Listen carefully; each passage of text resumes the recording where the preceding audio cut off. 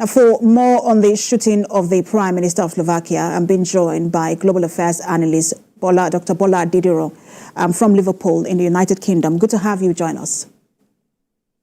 Okay. So this is unprecedented in Slovakia.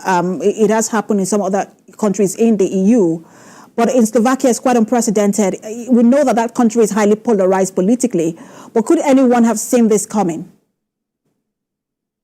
No, I don't think so. I don't think so because, as you said, even though Slovakian politics has been very polarized in recent times, partly the result of what the current Prime Minister has been doing in terms of whipping up sentiments, especially among its right-wing base on LGBTQ issues and on the war in Ukraine and on Russia. It is quite surprising to see an assassination attempt like this. But in Europe, obviously, there has been previous examples of previous examples of attempts on prime ministers. The last one was on the Serbian leader Zoran Zinčić in 2003. But there have been other successful assassinations. Olaf Palme of Sweden in 1986 was killed, and Leo Blanco of Spain was killed in 1973. Even Margaret Thatcher too escaped political assassination in Brighton in the 80s. So yes, this is not unusual if one externalizes it across Europe, but within Slovakian politics, it is slightly a shock to the system for them, I imagine.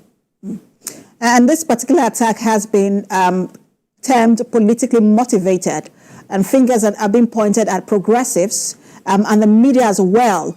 What impact do you think that this will have on politics in Slovakia, considering that, look, the political environment that currently exists in that country and the cracks on the wall?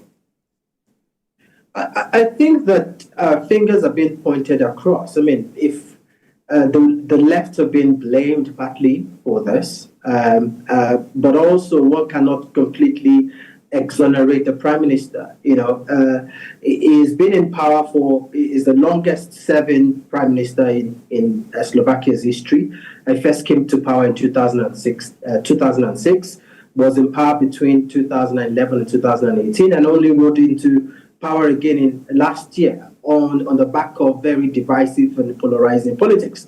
And he's been known to, in recent times, seek the liquidation, as it were, of the media. In fact, this is the exact reason the shooter gave. He said he's taking this particular action because the prime minister is seeking to liquidate the media. So one cannot completely exonerate the prime minister. Having said that, what I am more worried about is not necessarily Slovakian politics, but the wider politics across the EU in general. This is a person, Robert Fico, who is more aligned with the kind of politics that Viktor Orban in Hungary plays. The sort of the right-wing, very nationalist rhetoric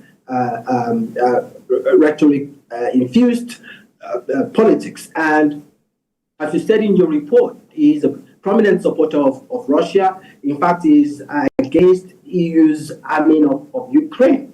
But where I am going with this is that on a wider scale, we have seen how certain very little innocuous, seemingly innocuous situations have turned into cataclysmic changes in European politics. You remember on June 28, 1914, Archduke Franz Ferdinand was killed alongside with his wife by Serbian separatists in Sarajevo. And that eventually led to First World War, led to the rise of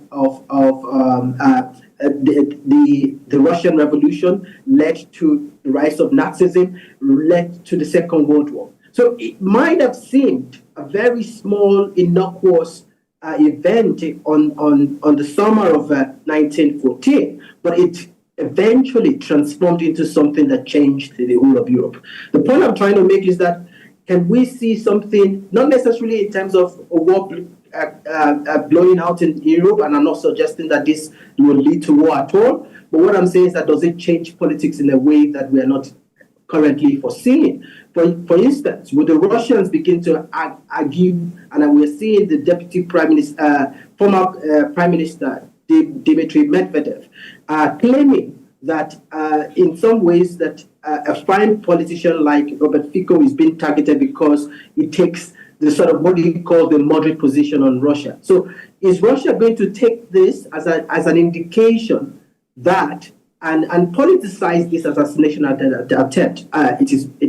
That is the question that I'm trying to pose. And you've mentioned quite accurately his ties with the Kremlin. That's Robert Fico, and then you've also talked about his relationship with Viktor Orban, who also has ties with the Kremlin. But Ukraine is not left out of all of this, as much as the EU isn't. Ukraine shares a border with Slovakia. How do you think that, as much as President Zelensky has condemned that assassination attempt, how do you think that Ukraine is also watching the turn of events in Slovakia?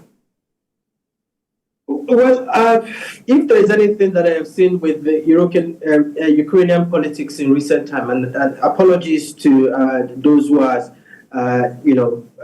supportive of Ukrainians, I think that even Ukrainian politics is moving dangerously to the right. You see that Zelensky, in his bid to win the war by all effort, by all means, has not been shy of even political assassinations himself. There have been a number of assassination attempts on Russian citizens, loosely tied to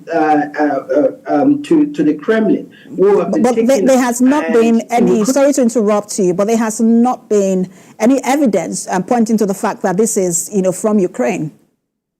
That's what I'm saying. I said loosely. Yes, there has not been any overt evidence, but there have also been some evidence. For example, there was this individual who was businessman, if I remember, there was an assassination attempt on him, but it wasn't in the car. The daughter was killed, and U.S. intelligence actually came out with a report that said that fingered Ukrainian Secret Service agents. So even though Ukraine has not come out to take responsibility for this, there have been indications that some of these assassination attempts were done by Ukrainian Secret Service. So the point I'm trying to make is that from the part of Zelensky, I'm not sure whether this would be the worst case scenario for him, because of course this is an individual who has stood against Ukrainian interest within the EU over the last few months or few years. Right, condemnation are pouring in for this particular assassination attempt. We'll continue to follow the turn of events in Slovakia, very small, quiet country that is now on the news. Thank you so much for your time, Dr. Bola Didiro. Thank you for having me.